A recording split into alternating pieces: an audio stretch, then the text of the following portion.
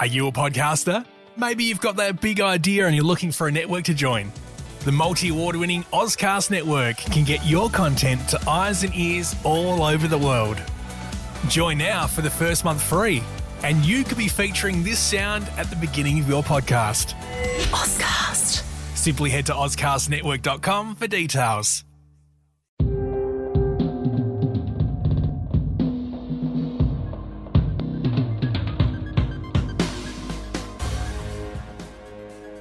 Okay, Nick, we have so much news to get through. I'm just going to rapid fire the start of this one. Apple's quarterly earnings are slightly above the forecast adjustment, sitting at $84.3 billion. Hashtag not doomed. Now, Nick, clearly you're 21 with your youthful exuberance. I am 17, according to everyone that asked me for ID. But Mac actually recently turned 35.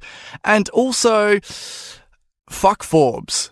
Okay, I don't care if that gets us an explicit warning, but they are just the worst. So are you ready to talk enterprise? Definitely. Okay.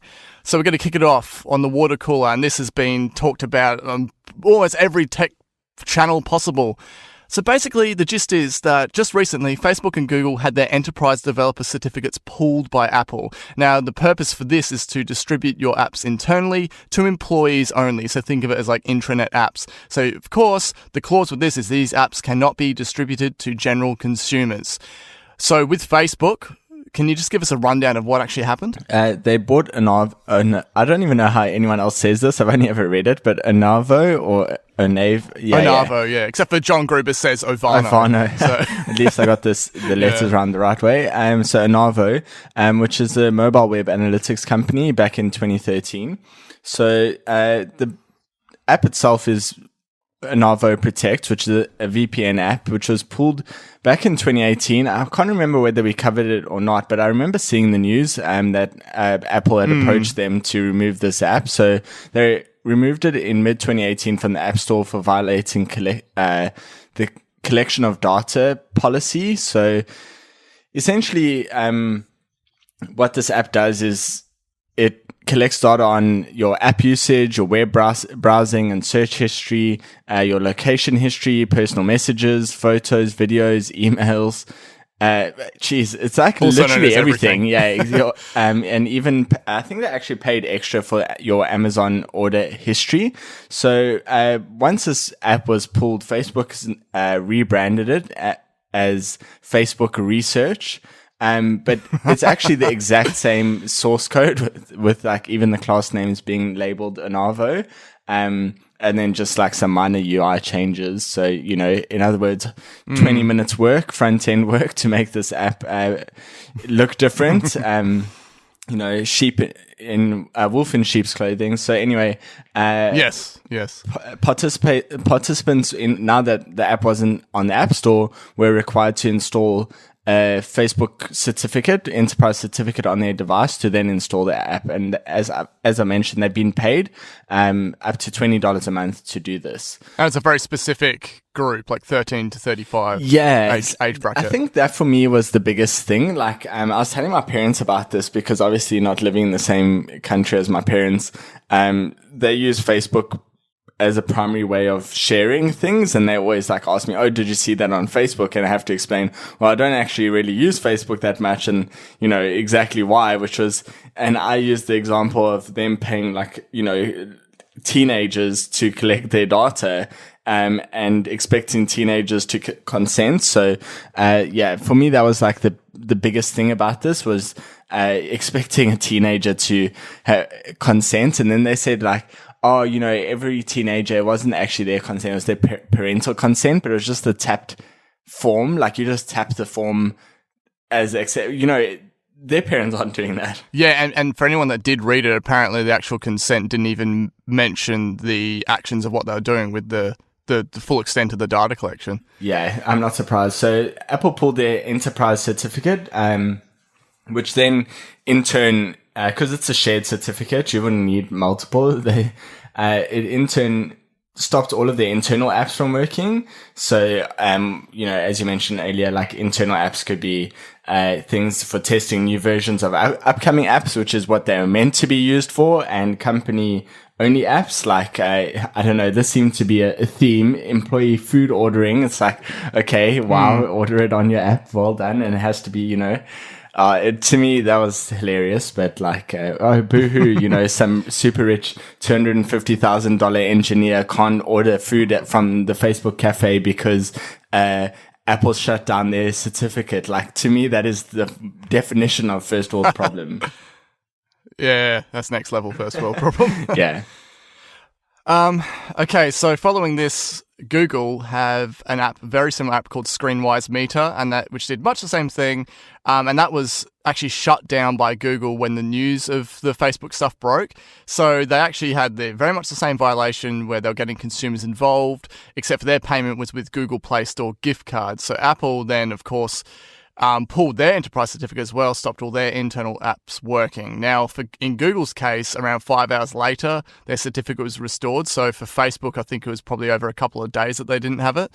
And so I think just before we sort of get to some discussion points on this, how do you think they actually, like the conversations would have gone to give them the certificate back?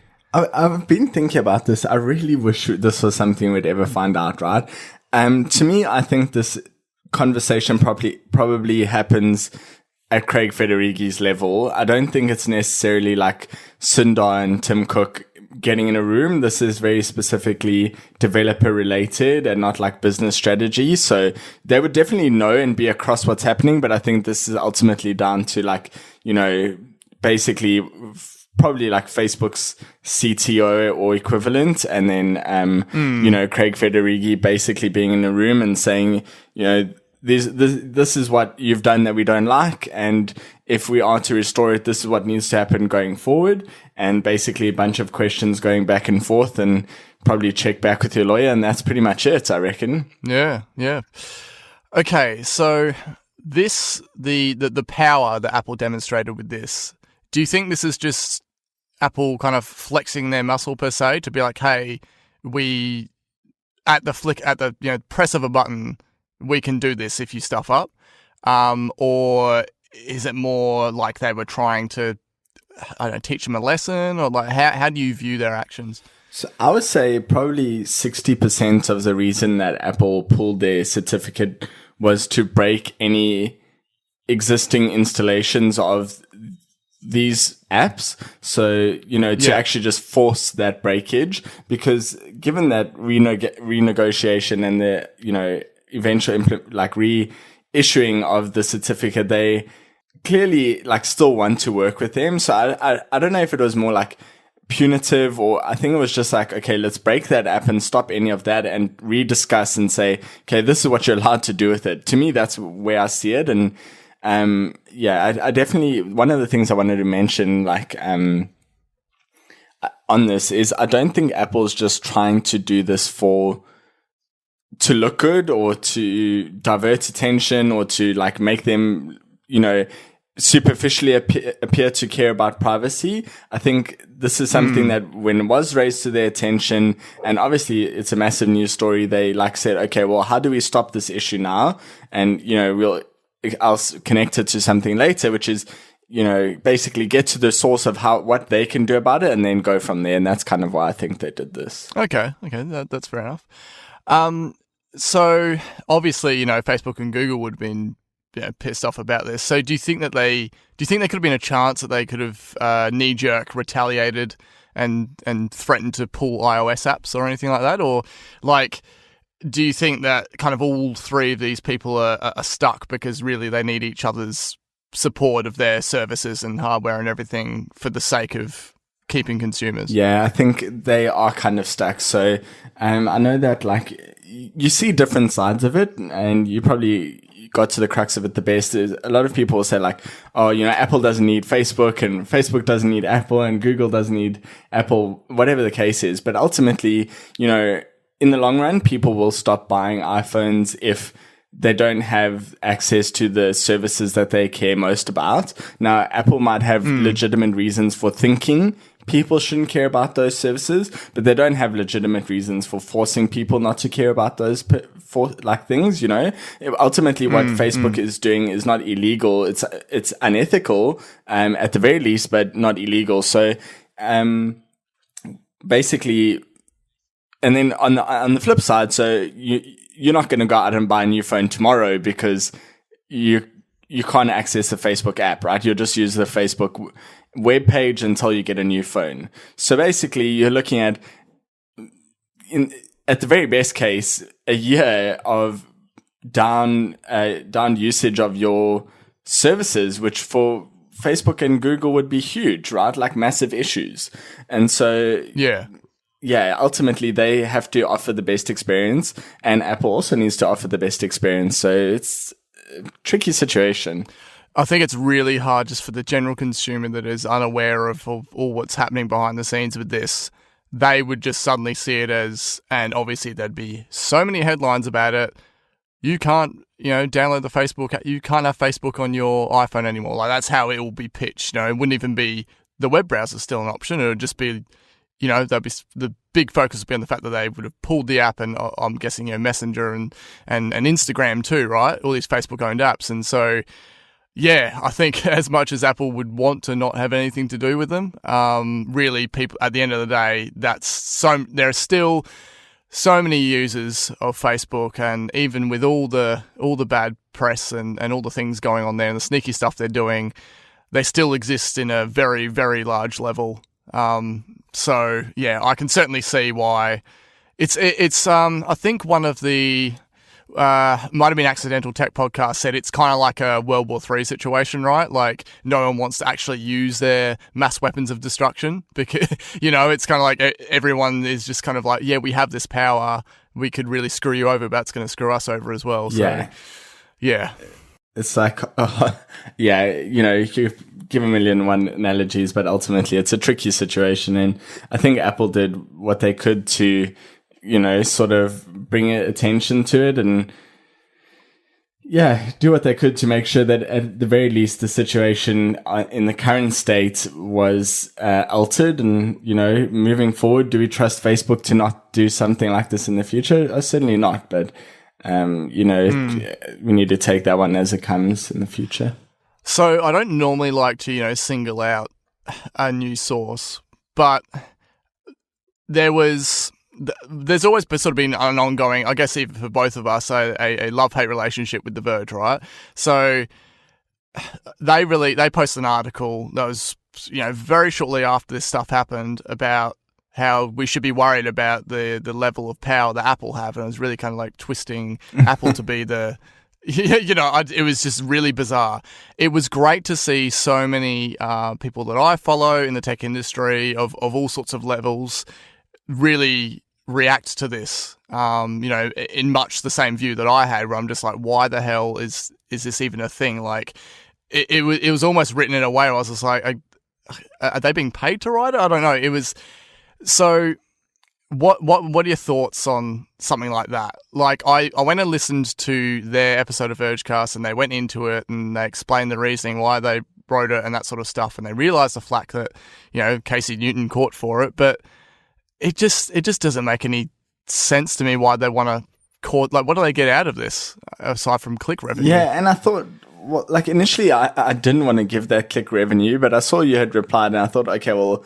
Because sometimes articles are written with a headline that is the opposite of what is actually intended, right? They actually do end up explaining it. So most of the time I'll just think the best and think, oh, well, they probably don't even mean that. But, once I'd seen you tweet it, I actually opened up the article. And initially, it is surprising. I'll just go a bit off track here. And The Verge's sister site is Recode, which is run by Kara Swisher, who is notoriously tough on tech CEOs, and specifically Mark Zuckerberg lately. And one of her close friends is Casey Newton. I think they're actually roommates. She lives in San Francisco and DC, and in San Francisco, I think he probably just rents a room from her or something. But essentially, they roommates, right? And you just can't see how those personalities can reconcile. Someone who can twist this and make it like Apple's faults, and someone who's so like harsh on tech CEOs sometimes, maybe when they don't deserve it, right? But like always holding them to account. So that I personally found strange. But on the actual content of the article, you know, he sort of made it seem like Apple has this like golden axe that they can just swing whenever they like. And really, you know, it's not as simple as that. And they don't just do it like any time. This is legitimate. So I think, you know, the article's thing, which is like why it should make everyone worry or something like that. I don't think anyone else needs to worry about this unless you're blatantly abusing Apple's platform against their rules. So if you're doing that, then sure, worry. But wouldn't you have been worried already? Like, I don't know. I mean, the general gist of what happened here is there is very, very clear rules within the developer agreement for this enterprise certificate. Both Facebook and Google breached that, and yeah, it was pulled out from them because they did that. It's literally as simple as that. And so, yeah. Before we move on to the next topic, how do you think this is going to affect both Facebook and Google from now? Like, I know you said that you fully expect, you know, Facebook to probably try something else in the way of data collection. You know, like it's not exactly going to teach them a lesson per se. But do you think this could change either of their attitudes? No, I don't think so. I think they, if you look at the reaction from Facebook internally to this, like some like quotes were quite terrible actually. When I read them, I just couldn't believe that people can look at this and still think that they're doing the right thing internally. So yeah, I think that the Facebook culture is just one of when privacy is not a human right, and I don't think they will change their ways. I think they'll continue to push the boundaries and rely on Apple to curtail them because no one else will. So yeah, what about you? Yeah, I'm expecting same old tricks, and there will be some form of privacy-related scandal probably within the next 3 months. So I want to be clear, like I have been harsh on Google before, but I you know, I don't think they necessarily fundamentally care that much about privacy, but I don't think Google's malicious. Like I think they have a lot of really good people who, you know, want to change the world and do great things.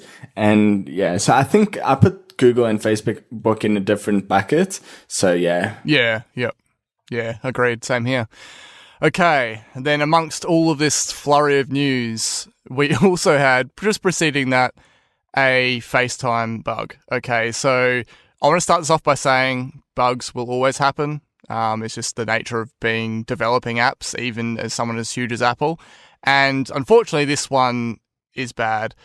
So essentially what happened is a group FaceTime bug was discovered where you start a FaceTime call, with a video call with a contact, and then while it's ringing them, you swipe up and you add yourself as a person, which turns it into a group FaceTime call. And then before the contact answers, you'll actually be able to hear their audio.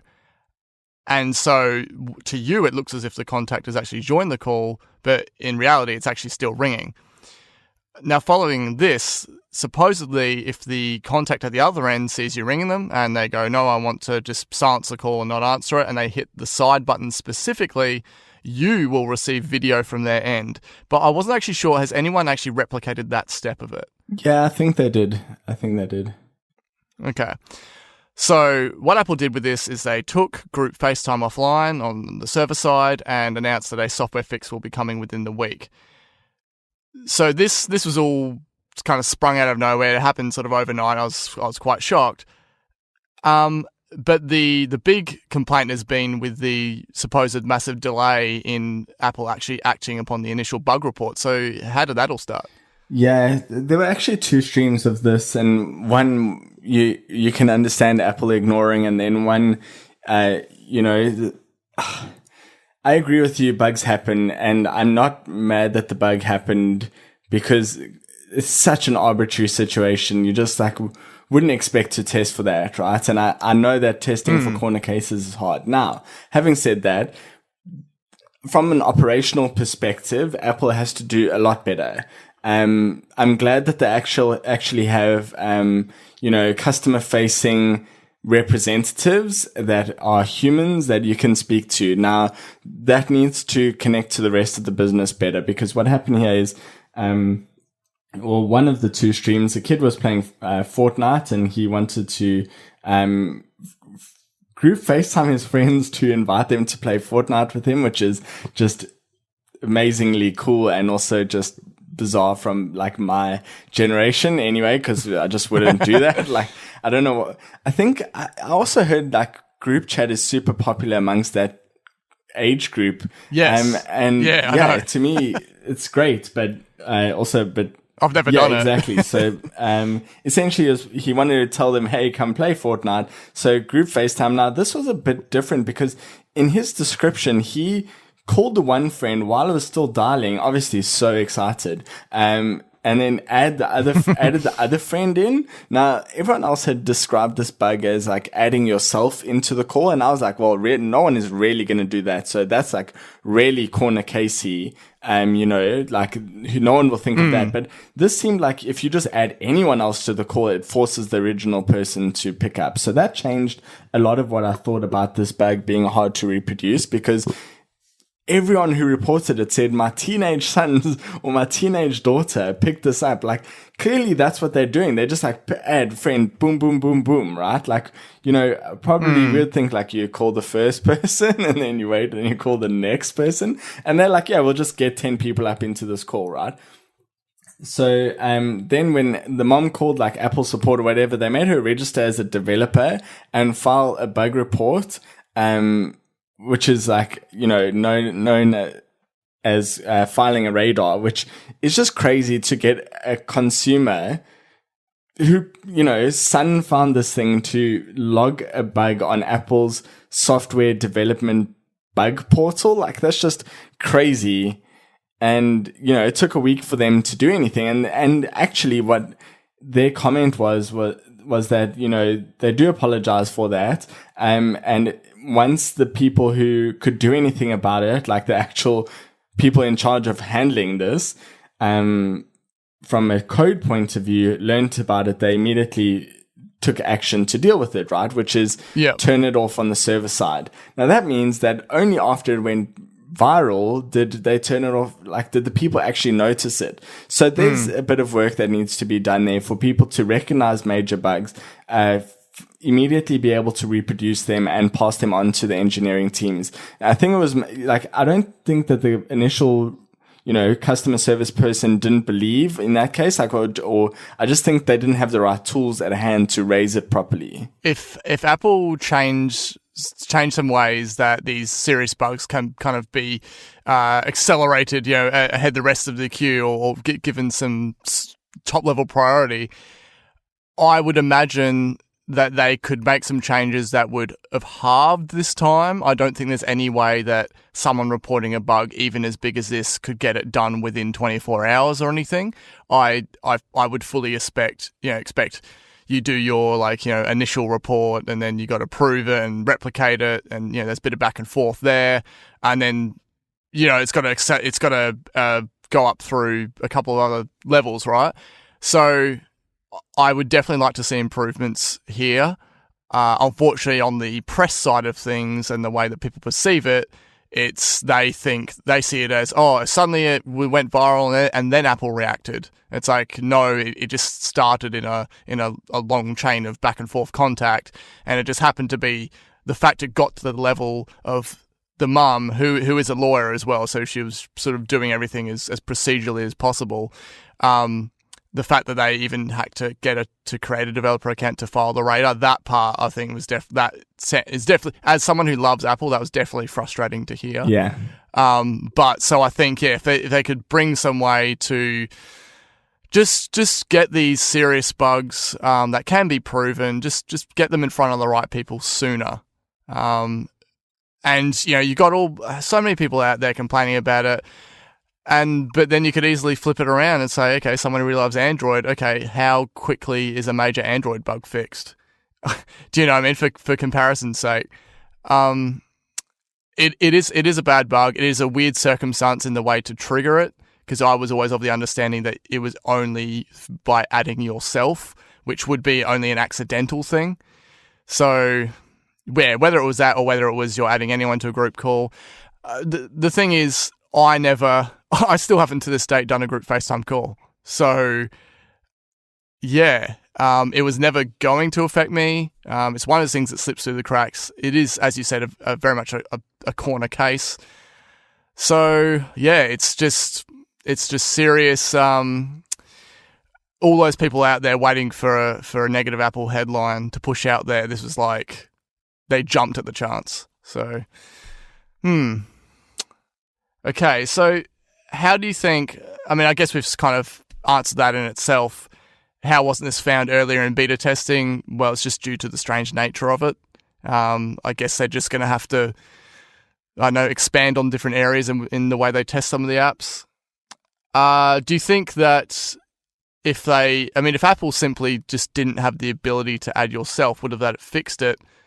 But then that's, as you said, it may or may not have involved just adding anyone to a group call. To that point though, there's, you can extend that and say, well, while it's dialing someone, you can't add anyone else. Like that would be, I think, person like pretty acceptable, which is just you can only dial one person at a time, and then that stops whatever that bug is from actually getting in the way. That would be, for me, that would have been a good, okay, we've shut it off server side and then said we're going to get a bug fix out this week, right? So you do that, then you block the ability for someone to press any combination of keys to get there, and then get that out that week, and in the next major release you get the best solution, which is, no matter what combination you press, it will not ever do that. So I think that would have been what they did. They obviously want to get the best solution out there as quickly as possible, so they are going for that instead. So that's fine. Okay. So obviously we talk about it all the time, knowing Apple's huge stance they have on privacy and security. Has this affected in any way your view on Apple in terms of the bug itself or the way it was handled? From like a company's perspective, no. Like from that process perspective I spoke about a little bit earlier, I think they could have done better on handling it, but how the fact that the bug was there in the first place, or or how long it takes to actually fix it, those things I think are perfectly normal and can happen no matter how much you care about these things. So it doesn't change my view. And from a reputation perspective, obviously this happened, and then very soon after we had all the enterprise certificate happen. So it was something that was very much against Apple, and then something that was very much in Apple's favor for the most part. So between that, how confused do you think the public are in terms of what they read and whether they should trust Apple or not? Yeah, I don't like the great thing is, no one I know, and people obviously, given that they know that I love Apple, people always mention every little tiny thing that Apple does wrong. I always hear about it. Always. Like, oh, I heard Face ID doesn't work so well because one Craig Federighi demo didn't go as planned, right? Like, whatever. And people will carry on about that stuff forever. Now this, I never even heard anything about. Not one single person said a single thing to me. And like, I even asked one or two people like, have you heard about this? No. Okay, cool. Yeah, carry on. You almost wanted to go to those people and just check their temperature. Be like, are you feeling okay? You haven't bothered me about this news article yet. Yeah, I was really expecting to be full on, but yeah. Yeah, I do agree with, harking back to the bonus episode I did with Andrew from The Curb. He said that, particularly say within Twitter, you're following the types of topics you want to be into and you're engaging with it. So we do certainly live in, as he describes, an echo chamber, right? So obviously for us, it was everywhere. It was just for days between this and the enterprise certificate. But then when you go actually out to the general news, I didn't even really see it in the general news. So it kind of also didn't surprise me that no one mentioned it. So yeah. So we're just going to head into some quick news relating to a potential upcoming keynote. Okay, so the Eurasian filings that we've mentioned several times, there was some of those found mentioning a 10-inch iPad and iPad mini 5, which could perfectly tie in with a late March event. Now, separate to this, there was a report from The Information, which is still one of the funniest names for a news source, but anyway, about Apple apparently going to be adding support to subscribe to services within the TV app itself. So this would obviously be a great time to launch this alongside their own service. So I pose the question, could they announce this at a late March event, but then that would make it non-education related? And then also, do you think that the Apple content will actually stream within the TV app and then the third parties will jump out to their own app? Well, there's a lot of a lot to unpack there that are all quite different. But wow, okay. I'm trying to tie it all together into one event. That's the kind of thinking I'm behind. Yeah. Okay, so I think I was really hoping for education-focused event in the predictions.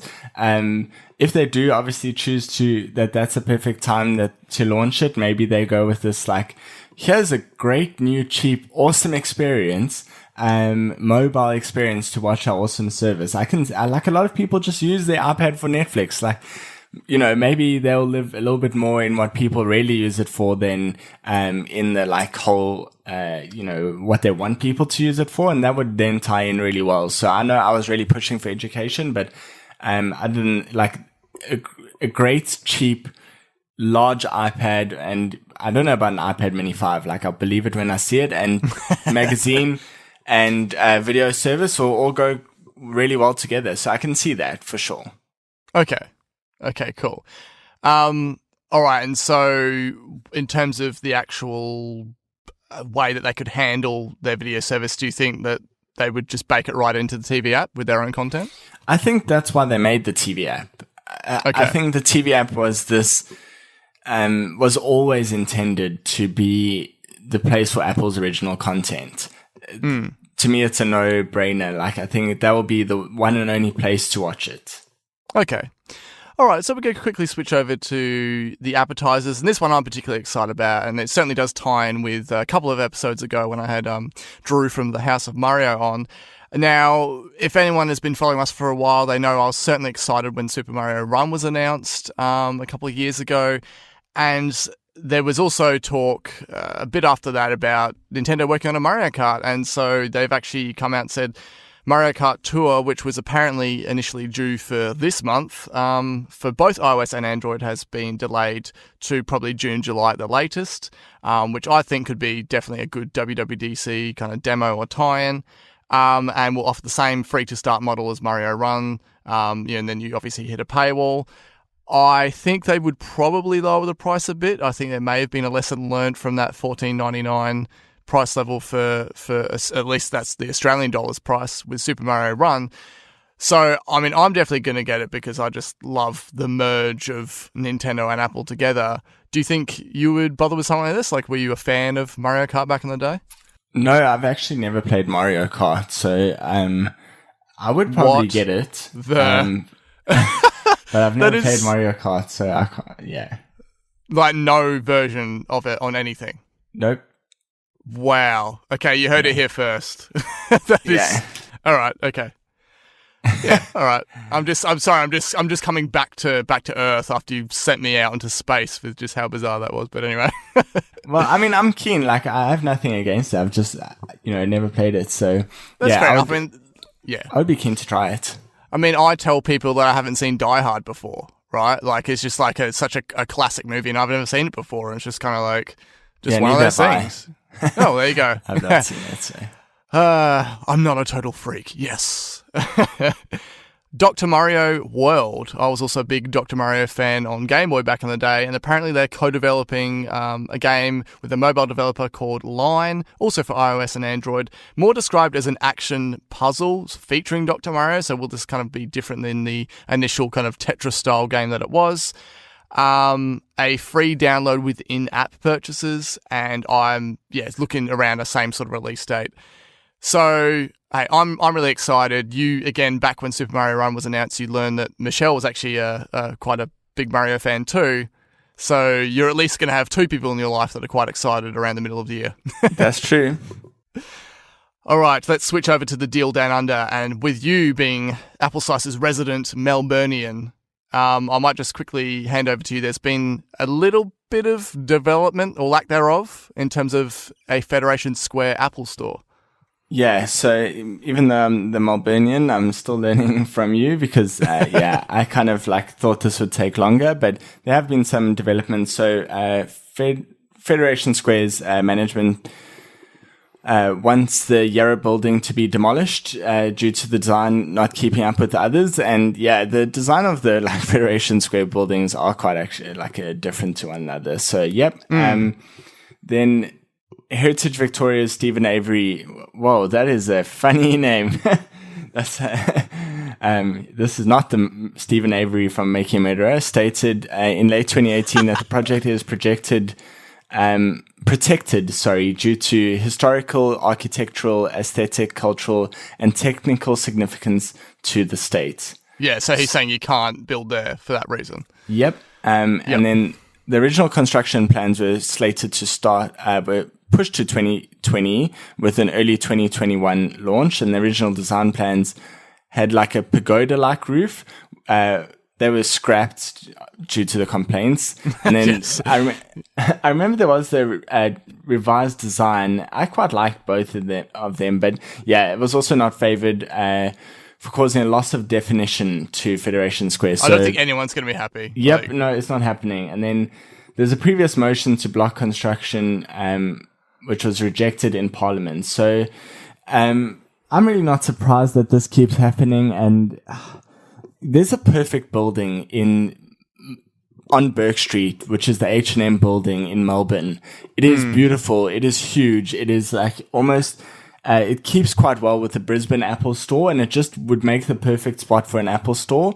It's got great foot traffic. It's a great architectural icon. I don't know why Apple didn't go with that, because H&M only came into Australia after Apple's stores really gained prominence. So there would have been an opportunity there. And why they want to build their own building, it just boggles my mind. So for me, I think they should move on and, do something else. This is such a pain. And in the meantime, all the stores are scattered around the outer suburbs of the city, and it's just, I don't know. It's a little bit frustrating that there isn't one in the city. The reason I don't want it to happen is just because of how closely tied and emotional people are with Federation Square. Obviously, it's just been there for so long, and I don't want it to be built there for people to then hate Apple for the fact that they built it there. Yeah. It's, as you said, there is a perfect alternative location. Clearly, people are annoyed about it. They should just, scrap that idea and just go with the, baby suggestions at apple.com. Yeah, but do they send your idea there? Do they not have they have someone who's their head of China, right? They have people here who are operationally, they're in the know. They expected to know more about Australian culture. I just think that someone somewhere can say, look, we're doing more damage to ourselves. I get not rolling over to anyone who complains about a new building. Change must happen, but this is going to carry on for years. Are they sure they want that? That's the only thing. I think a win-win could be if Apple built a store within a craft brewery. That would certainly suit Melbourne. That would be awesome. I was trying to think of a really good pun, believe it or not, but I couldn't think of one. Damn. Oh, no.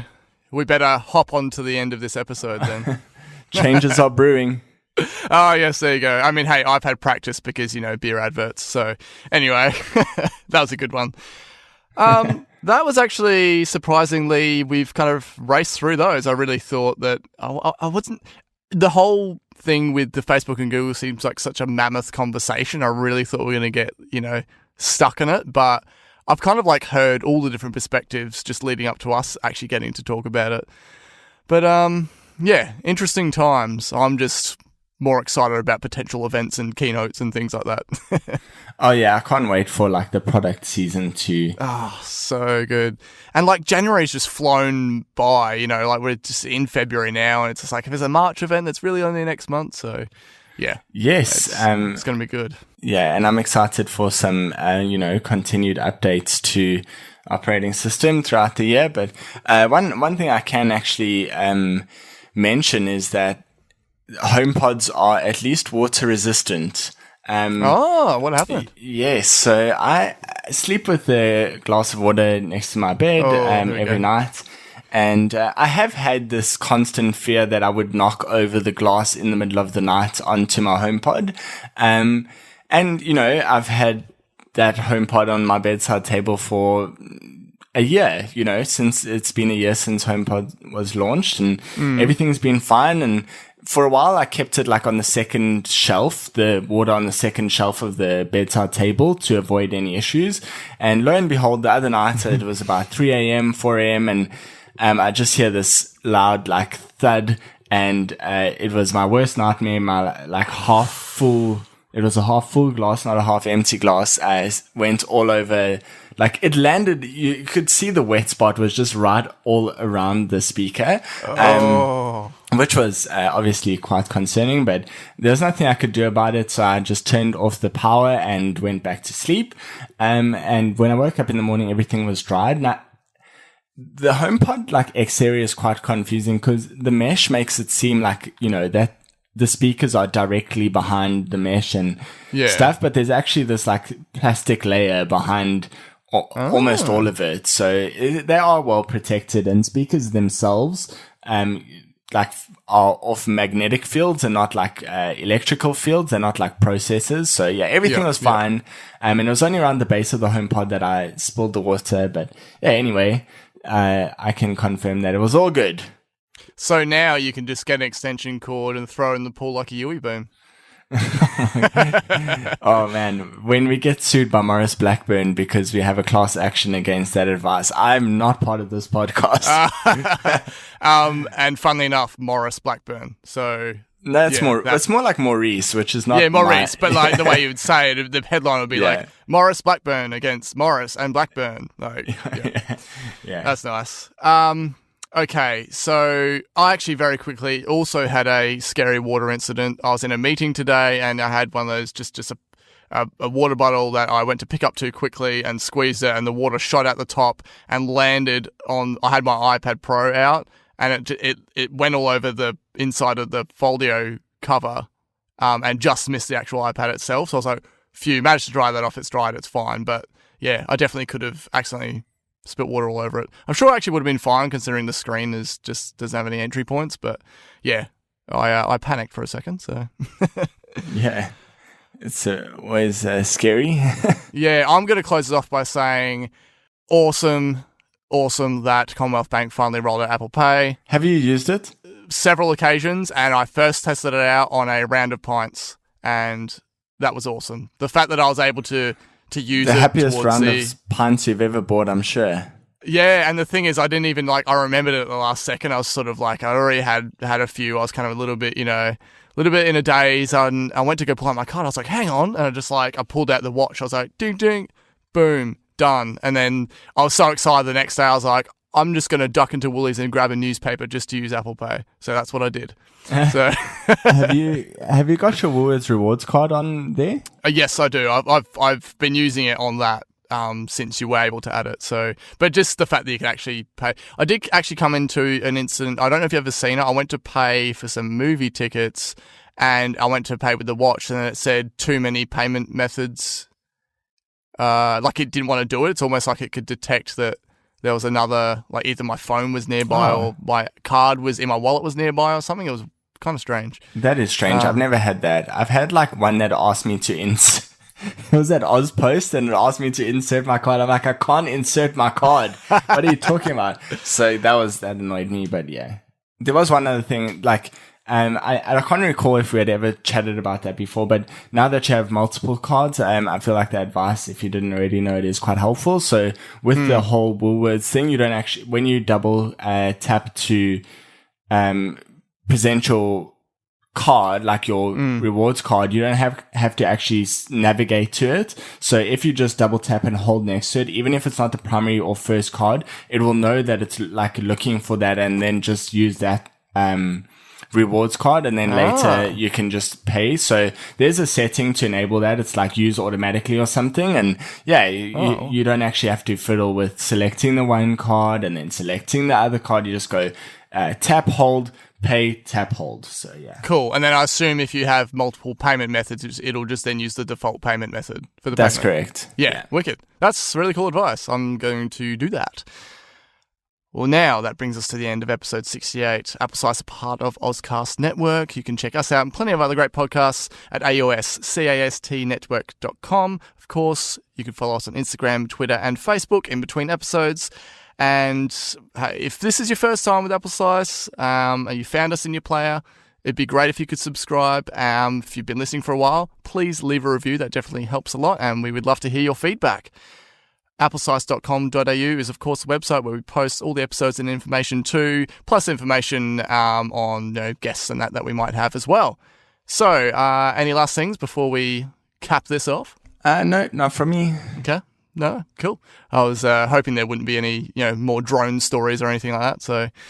No, yeah. I've already had my HomePod water, my drop phone, my drone. Yeah. Oh, no, I know what you had. You had the very gut-wrenching news that your other half does not want to wear her watch at the wedding. That was, I was like still talking about that for like 15 minutes to half an hour after I first found that out. And she was like, "Are you still on that?" I'm like, "Yes, this is huge. It's a huge deal."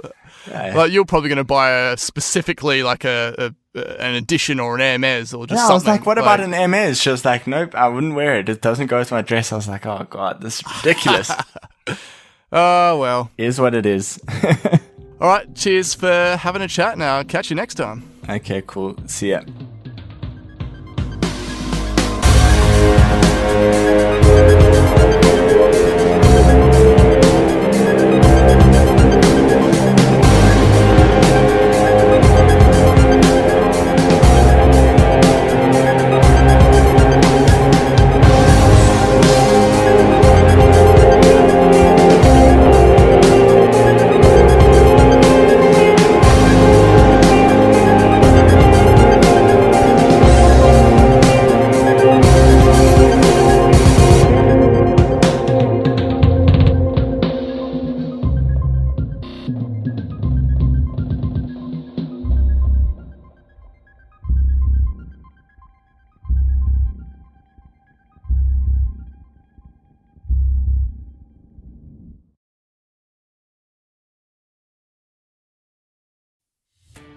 Are you a podcaster?